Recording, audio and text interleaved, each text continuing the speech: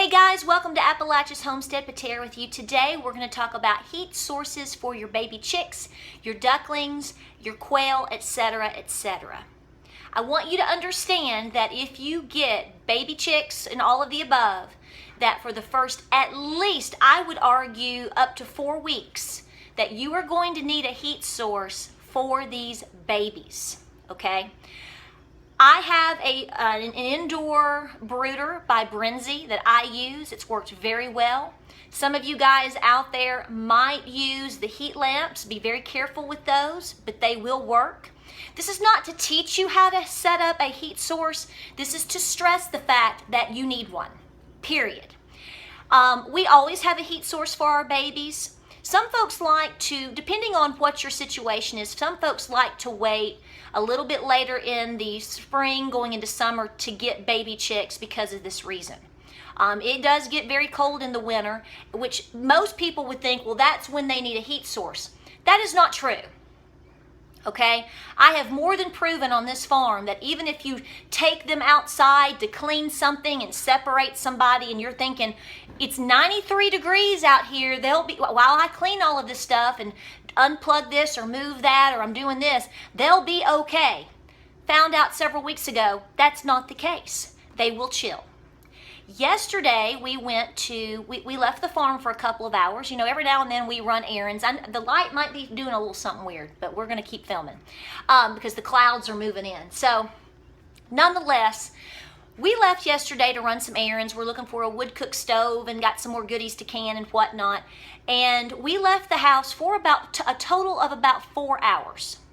When we came back, I immediately came in, I'm checking my brooder here, it's got all of my quail in it, and when we left, everything was great. Fresh food, fresh water, set up, blah, blah, blah. We hit the road, we come back, I come in. Why is my brooder off? The little plug had gotten just ever so slightly jostled. It may have happened by me, by simply checking it and I didn't recognize that the light was off. You know, they might have hit something. I doubt that. Maybe a cat hit it. I don't know. The point that I'm making here, though, is that the brooder was off. All of my quail were, and I am not exaggerating this, were probably minutes within death. Every one of them. We panicked. I got a towel. I got the blow dryer. I sat for 15, 20 minutes and kept them together. You know, not nestled on top of each other where it would smother one, but where they could get together, and I just heated them back up. We saved every single one of them.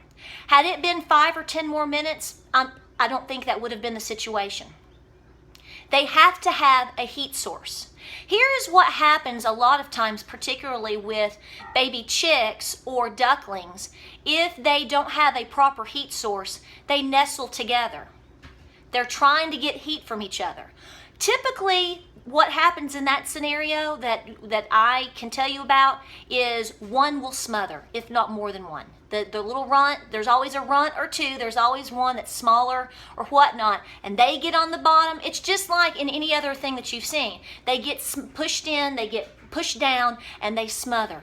That is not a good thing. You do not want that for any of your babies, chicks, quail, or ducklings. They're going to nestle together enough as it is, but you don't want them panicked and stressed to where one is going to smother out. And that will happen. If you choose to go this route and you've had success, good on you, mate. But I'm telling you right now, that's not what I'm going to recommend here or on this channel or to anyone. If you're going to take the time to take on animal life on your farm, then you need to understand what you're up against. They have to have a proper heat source. If you are off grid and you don't have electricity, source that you can use a brooder with, here's what I'm going to recommend. And this is coming from a Mennonite woman who has been a Mennonite her entire life. She gets her babies specifically as early as possible in the season, which means it's still in the dead of winter. The reason she does that, why, is because she double lines the box and she puts them in a specific spot next to her wood cook stove. It's running 24 hours a day. 24 hours a day. Not only that, but she keeps water going on top of her stove in a big tea kettle just for those chickie babies, because she fills up water bottles, and then she wraps them with a towel and keeps them inside of the actual brooder. So they're getting tremendous warmth from the wood stove. If you have a wood stove or a wood cook stove, you know exactly what I'm talking about. And also from the water. It's a 24-hour deal for them. It's not just hit or miss. You have to keep it going. Of course, once they reach, when they start really feathering out, that can then back off. But I want to make sure you understand what you need to do. I don't care if it's 95 degrees outside. They still can chill. I've seen them chill on my porch when it was 93, and they definitely will chill in your house because you're probably going to be around 70 or so. They can't maintain their body heat. If you've ever had a broody hen or a mama hen, if you've never felt underneath their breast where they actually are incubating or keeping babies, it's like a space heater.